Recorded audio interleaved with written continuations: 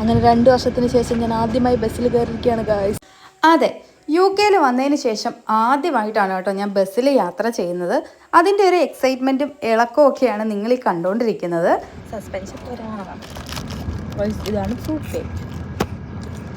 Cake. എന്തൊക്കെ fruits ആണ് അടങ്ങിയിരിക്കുന്നത്? ഫ്രൂട്ട്സ് കേക്ക് അല്ല, ഫ്രൂട്ട് കേക്ക്. അങ്ങനെ സ്നാക്സ് ഒക്കെ കഴിച്ചു കഴിഞ്ഞപ്പോഴേക്ക് അനുപടമായി ഗൈസ്. ആ സമയം കൊണ്ട് നമ്മൾ ഹാമർസ്മിത്ത് എത്തിയിട്ടുണ്ടായിരുന്നു.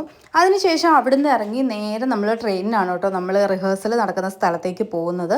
അവിടുന്ന് വെസ്റ്റ് ബോൺ പാർക്കിലേക്ക് നമ്മൾ എത്തി. അവിടുന്ന് ഒരു 20 മിനിറ്റ്സ് വോക്ക് മാത്രമേ ഉണ്ടായിരുന്നുള്ളൂ.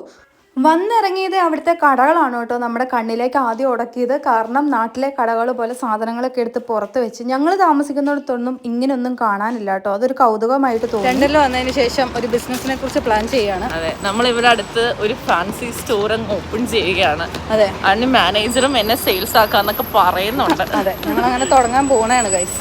അതെ, ഒന്നും നോക്കുന്നില്ല, സ്റ്റാർട്ട് ചെയ്യുവാണ്.